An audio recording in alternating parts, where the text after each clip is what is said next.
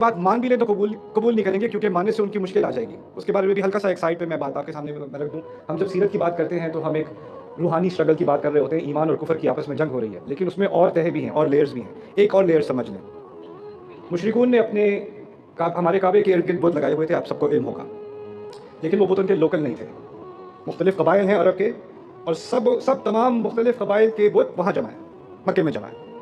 अब इस बात का उनको बहुत फ़ायदा ये हुआ, इसको कहेंगे आजकल रिलीजियस टूरिज़्म। कोई कबीला है जिसने आकर अपने बुत की पूजा करनी है, वो यहाँ पर आएगा, मक्के हिजरत करके आएगा, तवाफ़ करेगा, जो भी शिरक करेगा, वहाँ पे खाए पिएगा, वहाँ ठहरेगा।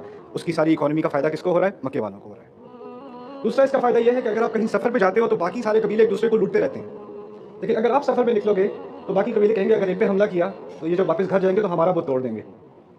तो क्योंकि उनके सारे बुत हॉस्टेज रखे हुए हैं मक्के में, तो उनको कोई हाथ नहीं लगाएगा, वो आराम से अपनी तिजारत का काम करें, और इसलिए उनकी इकॉनमी बाकी सारे कबीलों की इकॉनमी से कहीं ज़्यादा बेहतर थी। अब ये नबी आया और ये कह रहे हैं तमाम बुत ख़त्म करो, तुम्हारा इलाह एक है, अजअल आलिहता इलाहन वाहिदा। ये बात सिर्फ उनको इसलिए काबिल कबूल नहीं थी कि वो अपने मज़हब में बहुत पक्के थे, लेकिन वो अपनी इकॉनमी और अपनी पॉलिटिकल सिचुएशन के मामले में भी बहुत सेंसिटिव थे। अगर आप इस चीज़ को हटा देते हो तो हमारी हुक्मरानी तो गई, उल्टा ये कि सारे कबीले हमारे दुश्मन बन जाएंगे, हमें खा जाएंगे। तो ये भी वजह थी उनको कि ये बात अगर आप वो मान भी रहे तो कहें देखें सियासी हिकमत अभी ये है कि आपकी बात ना मानी जाए। अब ऐसा करो, कुछ तो ना, हम आपकी तरह नमाज़ पढ़ लेंगे कुछ दिन। वो जो कॉम्प्रोमाइज़ ऑफर किया था ना, वो इसी वजह से तो था कि अगर ये बात मान ली तो बहुत बड़ी सियासी मुश्किल हो जाएगी, बहुत बड़ी इकोनॉमिक मुश्किल, इक़्तिसादी मुश्किल हो जाएगी।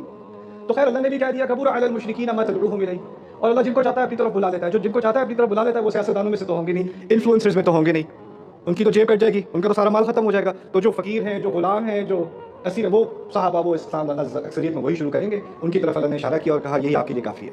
वो यहदी इलैहि मन युनीब, जो अल्लाह ताला की तरफ मुड़ेगा उसको अल्लाह हिदायत दे देगा, बाकी आप फिक्र ना करें। ये है बाहर वाला चैलेंज।